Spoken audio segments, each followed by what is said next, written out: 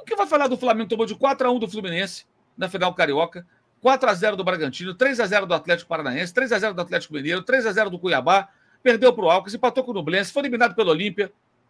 O que mais? O que falta dizer, né? E ontem o elenco mais caro da América do Sul, porra. É. O elenco mais caro da América do Sul. Isso é ridículo, uma temporada ridícula. E ontem eu achei o fim da picada, aquele final, aquela foto, até coloquei lá no meu canal, lá, todo mundo comemorando, deitado no gramado, jogadores sorrindo. O Palmeiras, no mesmo momento, estava sorrindo porque pôs os 9 dedos na taça, cara. As 2 mãos assim, ó. Falta só grudar mais umzinho. É só a formalidade do jogo de quarta-feira.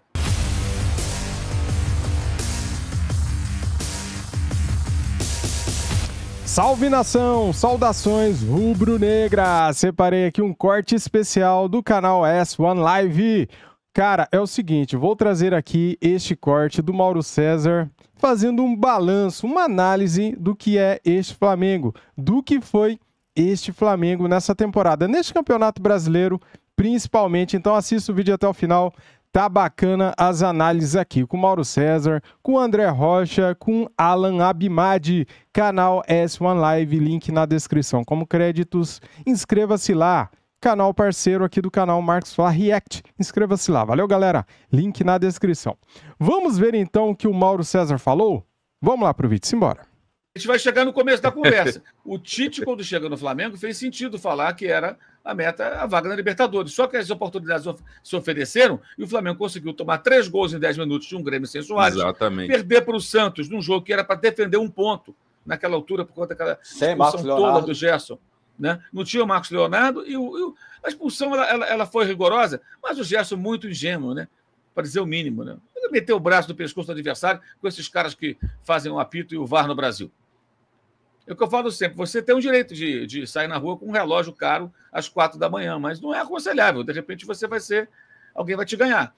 Você tem o direito de disputar a bola daquela maneira, porque aquilo não é para cartão vermelho. Mas no Brasil alguém pode te dar um cartão vermelho. Então é isso, certas coisas você evita, porque é perigoso. Sabe, entrar no mar com muita onda, se você não for muito safo, entendeu? Você pode entrar à vontade, não é proibido não tem a bandeira, mas você pode se dar mal. Então evita, o Gerson vai lá e faz aquilo. Aí toma o cartão vermelho, pauta o jogo. É jogo para defender o 1-0. Aí o Rossi me falha no final e aí perde aquele ponto. Um ponto valioso. Esse ponto hoje faria toda a diferença para ter alguma remota possibilidade. Então, quando o Tite fala que a meta era a vaga na... porque não tem ainda, né? Na fase de grupos da Libertadores, no início fazia sentido, depois deixou de fazer, porque era obrigação brigar pelo título, e depois que teve a chance, não cola mais. O que ele falou na coletiva ontem, eu discordo. Não, a meta era essa. Sim, mas as oportunidades apareceram. O Palmeiras também lá atrás, o Abel Ferreira, depois do jogo do Botafogo, quando ele perdeu no Allianz Parque, falou que o Botafogo era campeão. Talvez até para disfarçar um pouco, tal, não importa. Mas quando o Palmeiras percebeu que a chance apareceu, o Palmeiras foi lá buscar o título, gente. A diferença é fundamental. Um pode jogar mal, mas não tem bananice, joga sempre sério. O outro não. O que vai falar do Flamengo? Tomou de 4-1 do Fluminense na final carioca, 4-0 do Bragantino, 3-0 do Atlético Paranaense, 3-0 do Atlético Mineiro, 3-0 do Cuiabá, perdeu para o Alcas, empatou com o Nublense, foi eliminado pelo Olímpia. O que mais? O que falta dizer, né? E ontem o elenco mais caro da América do Sul, porra. É. O elenco mais caro da América do Sul. Isso é ridículo, uma temporada ridícula. E ontem eu achei o fim da picada, aquele final, aquela foto, até coloquei lá no meu canal, lá, todo mundo comemorando, deitado no gramado, jogadores sorrindo. O Palmeiras, no mesmo momento, estava sorrindo porque pôs os 9 dedos na taça, cara. As 2 mãos assim, ó. Falta só grudar mais umzinho. É só a formalidade do jogo de quarta-feira. Então, isso é um pensamento pequeno. Pequeno. Comemorar o que era para todo mundo sair quietinho do campo e ir para o vestiário. Festejar jogador de futebol, um jogo valendo 3 pontos. Eu concordo com tudo que falou o André ontem no pré-jogo da S1 Live. Estava acompanhando. É isso mesmo, não tem cabimento nenhum, gente. O Flamengo se expôs. Aí o Felipe Luiz erra uma bola que gera o pênalti. Se foi ou não, outra história. De novo o VAR. Mas deu a chance. Pênalti, gol do Cuiabá. Final do jogo. A bola sobrevoou na área do Flamengo. Pita por ali. Uma bola vadia, toma um gol. E aí? Para que aquilo? Para que passar por aquilo? E aí tem o seguinte. É uma tese minha. O Felipe Luiz não é de cometer aquele tipo de erro. Mas como é que estava a cabeça do cara àquela altura? Poxa, são os meus últimos instantes como jogador profissional. É lógico, o cara é um ser humano, o cara vai ficar emocionado. Desconcentrou, errou o passe. Pênalti. Gol.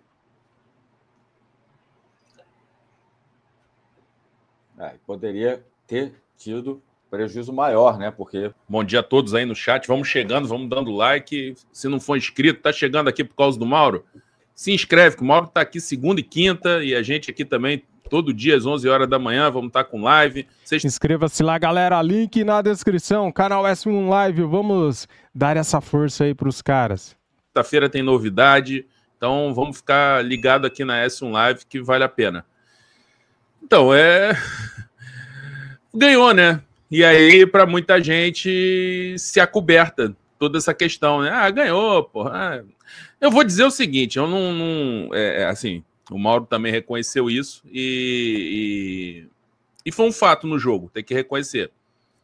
Do mesmo jeito que a impressão que dá no segundo tempo é que conforme o Felipe Luiz foi cansando, o tempo foi passando, o Rodrigo Caio fazendo aquecimento ali, escrevi inclusive isso aí na coluna da S1 Live hoje, que justamente que ajudou e atrapalhou, né, esse clima das despedidas. Ajudou porque no primeiro tempo, é lógico que é uma análise subjetiva, uma impressão, pareceu mesmo o time mais concentrado, ligado, intenso, querendo uma vitória para dedicar, para não estragar a coisa toda, né? O Felipe Luiz e o Rodrigo Caio não mereciam. A diretoria do Flamengo merecia tomar uma lição dessa. Mas o Felipe e o Rodrigo Caio não, pô. Eles estão na dele, estão saindo do clube e tal. Quem tinha que cuidar da questão era a instituição. Os jogadores estão ali. Estavam fazendo dele ali num final de trajetória. Mas no primeiro tempo eu percebi assim, o time muito imbuído de se dedicar, até colocando intensidade demais para aquele calor absurdo que estava no Maracanã. E acho que isso até pesou no segundo tempo. Mas aí, no segundo tempo, conforme o tempo foi passando, a gente foi vendo que o Felipe Luiz estava cansando, que daqui a pouco ele ia sair, não ia ficar os 90 minutos, e o Rodrigo Caio ali aquecendo, aí ficava aquela coisa, pô, ele não vai entrar não? Um jogo desse, de despedida dele, ele não vai entrar? Então, assim, questionamentos que não tinham absolutamente nada a ver com o Flamengo, Cuiabá, Flamengo precisando da vitória para manter a posição do G4. Não tinha nada a ver. Era um ambiente... Ali, sim, entrou um ambiente de clima festivo. Por quê? Porque os homenageados passaram a ser protagonistas na história. Não era mais o Pedro, não era mais o Arrascaeta, não era mais o Luiz Araújo, o Cebolinha, os caras que estavam lá na frente, o Gerson, os caras que estavam lá na frente resolvendo a coisa no primeiro tempo. Eles passaram a não ser. E aí e eu até percebi, também impressão minha, que o Davidson entrou na história também. O Davidson não jogou. O Davidson ficou ali participando da festa. No final, pô, foi lá, falou com o Felipe Luiz no intervalo, falou no Felipe Luiz depois. Na hora de ser substituído, parecia que ele também fazia parte da festa, que ele é maluco, né? Aí ele ficou lá pedindo desculpa para a torcida do Flamengo, sacaneando a torcida do Flamengo. A gente entende. O Davidson é um pacote que a gente entende. Eu nem tenho mais... Assim, quando 2021 ali depois, eu fiquei com raiva dele. Ele começou a zoar o Flamengo, eu fiquei assim meio incomodado. Mas hoje, assim, já sei que é o pacotão, é o jeitão dele. O jeito dele é assim mesmo. Mas ele entrando na festa, ele não jogou nada.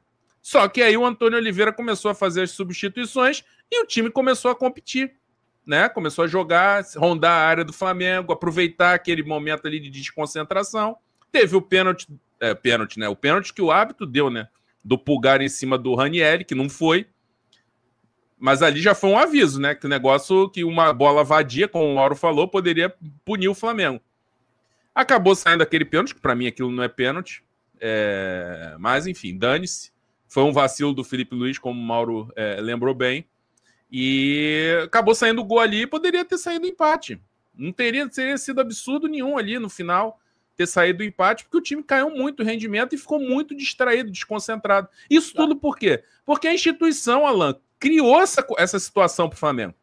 Não, André, a instituição criou. E a prova disso é que o Rodrigo Caio ia entrar. Ele não entra depois do pênalti, o Tite segura, porque ele ia entrar junto, então você estava pedindo, ele ia entrar. Aí ele segura o Rodrigo Caio para botar mais tarde.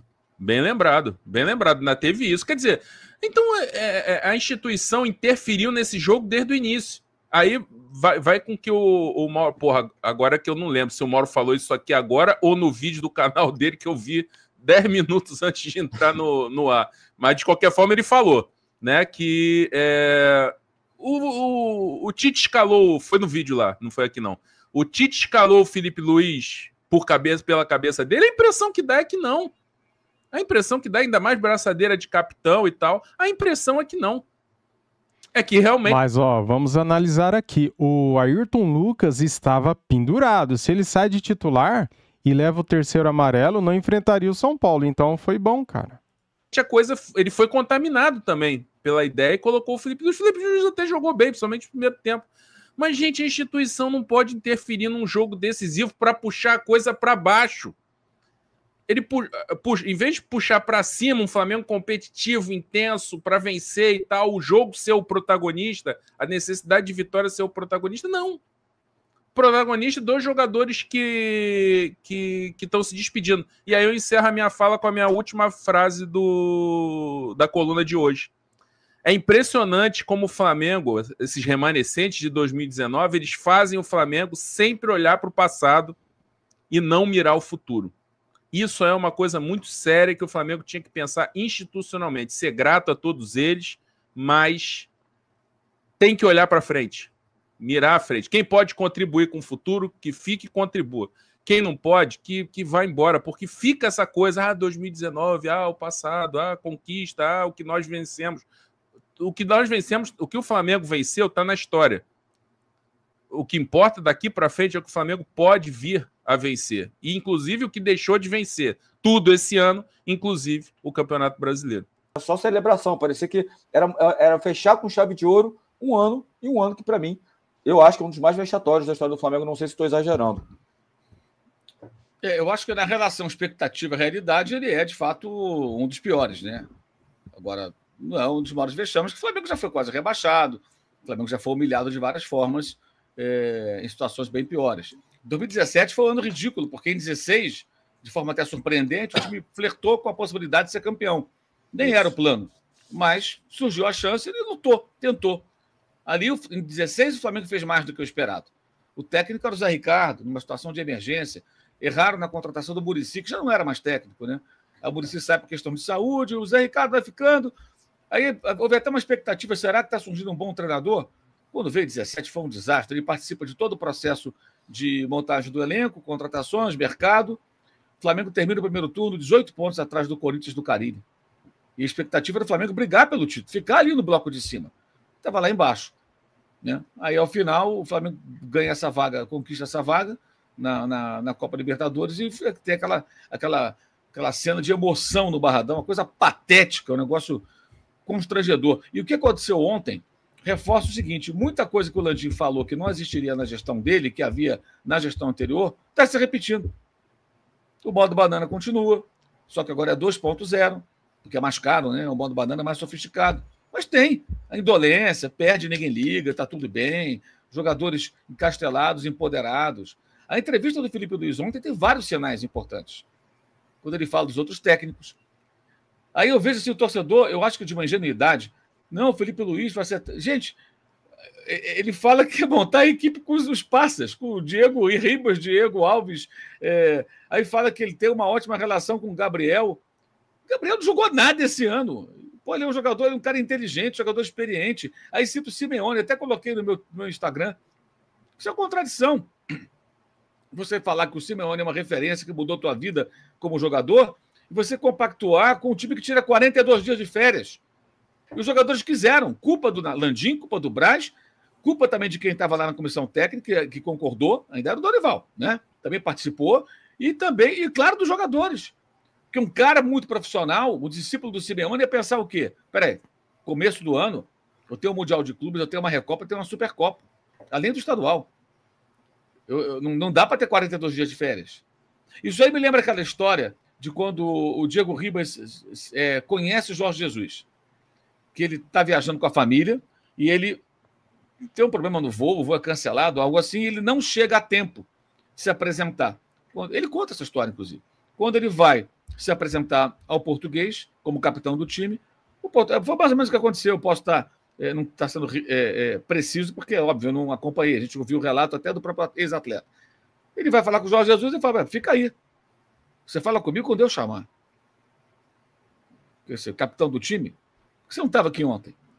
Se você tem um novo técnico que vai se apresentar, gente, volta um dia antes, né? Você está na região dos lagos aí no Rio, passando o fim de semana. Você tem que trabalhar segunda-feira, 9 da manhã. Você sai às 6 da manhã, contando que vai dar tudo certo. Não, você sai no domingo.